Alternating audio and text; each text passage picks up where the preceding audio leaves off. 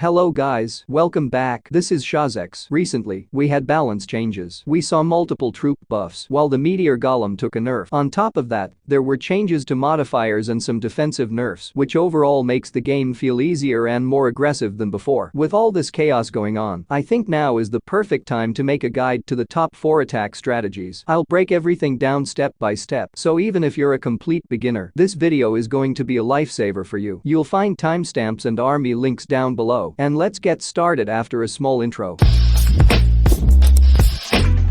First strategy, army combination. You can see we've taken only one Electro Yeti for maximum clone efficiency. If you wish you can take King instead of RC, but the strategy remains the same. Now let's get into the attack. Alright, bases like this mean we have to be a little bit careful. I really want to rip apart that core. The sweeper has an interesting position, so I definitely want to attack from the opposite side of it, and the core is heavily packed with defenses. I'm thinking I can use the queen shot and maybe pick off one of these air defenses. So let's go like this and fire it off. We get one of them, don't worry. Here go my balloons, then I get my dragons down. Poison on enemy CC. Heroes down. They are taking a moment to move in, so I need to be careful here. RC in with early ability. Battle blimp goes in. I think early warden's ability is not needed here. My royal champions could get shredded if I am not paying attention. Blimp goes to the core. 3 clones down there with your 3 fingers and rage at the core. Make sure the Yetis float up. That core is completely shredded. Poison spell goes down, and the core absolutely melts. We've used the ability now. Though it is recommended to use the warden ability when the blimp exits its aura. And there we go. Now I pop the minion prince ability to slow everything down. He will eventually go down, and that is totally fine. Right now, I just need him to tank some damage. I need something to tank that multi-gear tower, while my dragons slowly catch up. There is a lot of damage coming in, and I really needed the dragons to deal with that minion prince. Use your totems to tank for the dragons and heroes. Surprisingly, my minion prince is still alive, which is kind of crazy. I was hoping he would target that air defense, and for a second it looked like he would not, but there he goes. He turns and fires. The dragons clean up the minion prince on the side. That was actually a huge value. Look at this, we still have a ton of dragons alive. Look how fast this attack is. I honestly think we are kind of back. Some of you are going to love this. Some of you are going to hate it. And honestly, that is totally fair. I get it. But man, that was quick. That was easy. Completely spammable. Let's go. Let's do some more.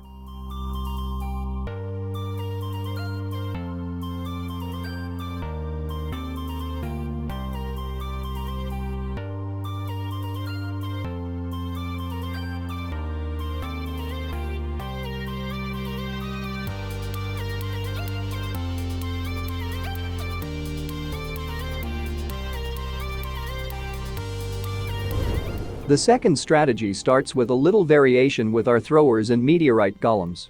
Let's start with the attack. Looking at this base, I immediately noticed that I could push my royal champion towards the monolith and cut out a clean slice of the base. That alone would already be solid value. Start at this compartment, loop down into the revenge tower, and then reassess. RC goes in, invisibilities are placed, and I allow the spirit fox to tank a couple of shots from the cannons. Ideally, you do not want that, but it is manageable. You can run your invisibility spells in 2 ways. You can do the classic timing at 2 minutes 56 seconds, or if there is a lot of incoming damage, you can stagger invisibilities at 7 and 3 on the clock. That helps keep the spirit fox alive longer. In this case, because of the damage, I went with the quicker invisibilities. The whole compartment goes down, my spirit fox is here, and honestly, I panicked slightly, but it still worked out. Execution starts. Need a small funnel for our meteor golems, then drop the throwers, healers go down, and the warden is running eternal tome and rage gem. Drop the queen and pop the ability. We made a big mistake, but don't panic. Deployed the king, and then troop launcher. And now let me point out a couple of mistakes. I placed my totem spell slightly wrong. It should have gone behind the scattershot. We've deployed the RC. Royal champion gets stuck briefly but cleans up nicely. I pop her ability to push damage, and once the fire splitter starts causing problems, I already know my RC will handle it. The overgrowth here serves 2 purposes. It delays the back-end damage and allows my troops to merge together into the core for a stronger push. I used the troop launcher instead of the log launcher because there was no invisibility tower. If there is an invisibility tower, 99% of the time, you are using the log launcher. Look at the value we got. That entire slice of the base is gone. I used to run the healing tome, but I honestly do not like it here. If anything is still unclear, drop your question in the comments. I've the full guide on the iCard, make sure you watch that after you finish this one. We speed it up, and that is a clean 3-star. Now, let's jump into some more attacks and bring home a few more 3 stars.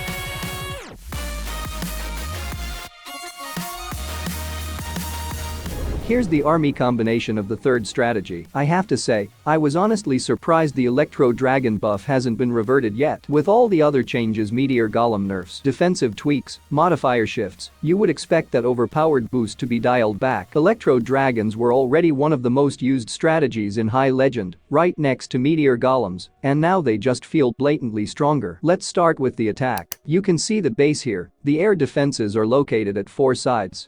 We can try to take down 2 air defenses with our giant arrow. Also look carefully for the rage and invisibility tower, also look at the air sweepers. Okay, we will drop the queen here, and once she aligns with the air defenses we will pop her ability. And 1 air defense is down. No worry, the next step is deploying the siege barracks together with the archer queen and RC on one corner of the base with early ability. Electro dragons are placed, along with warden and minion price, to path straight into the core. Unfortunately, in this replay, the sweeper is missed, which is not ideal, but it is still playable. This is essentially how every single attack with this strategy is structured. One of the most important rules here is avoiding the clan castle with your heroes. We will have the same approach on every base to make sure the heroes do not get stuck dealing with clan castle troops early. Now we move into the execution. A few totem spells are used at the start to secure a strong entry. As those totems expire, that is when the warden ability is committed. Because the base was prepared for this entry, there is a lot of early damage, and we do lose a few electro dragons sooner than expected. At this point, the totem ability is used again for the core. Even though some electro dragons were already lost, this strategy is built around 2 main 3-star win conditions. The first win condition is simple. If the base is compact enough, the Electro Dragons chain through the entire core and completely overwhelm it. This scenario is becoming rarer because many bases now use isolated and spread out defenses that are difficult for Electro Dragons to deal with. That is where the second win condition comes in, and this one is incredibly important. Your heroes, with the siege barracks, RC, and queen working around the outside, you create a very strong hero sweep. The Electro Dragons remove the key defenses and high-value targets, especially those out of hero range. Any remaining buildings are then cleaned up by the super minions coming out of the siege barracks. That is the entire concept behind this strategy. The Electro Dragons successfully destroy the core, which allows the heroes to clean up the rest of the base easily. With even a few Electro Dragons remaining, and the base goes down cleanly. That is exactly how this strategy is meant to work.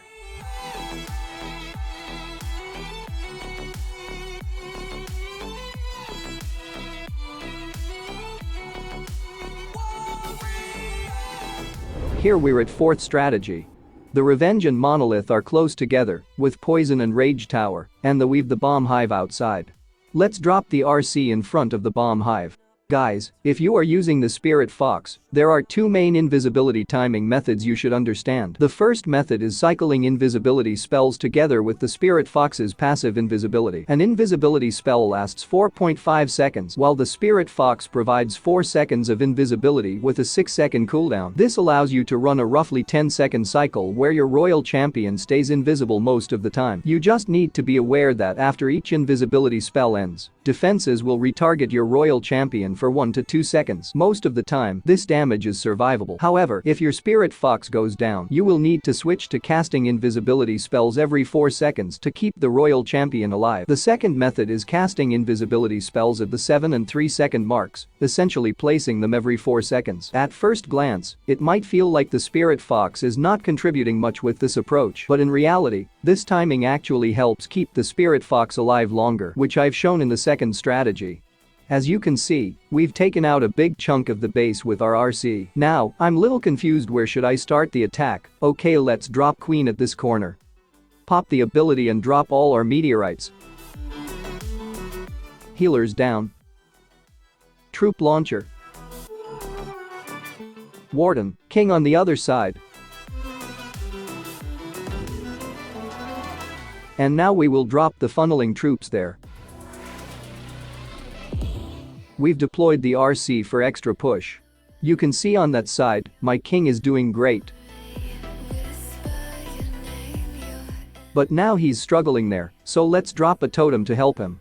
Now enemy CC troops have arrived, so let's drop the totem and drop an overgrowth spell to create a pathing, so our kill squid can directly enter the town hall compartment. The smasher from the town hall guardian is giving us heavy damage, but don't worry, this army is enough to tear down the core.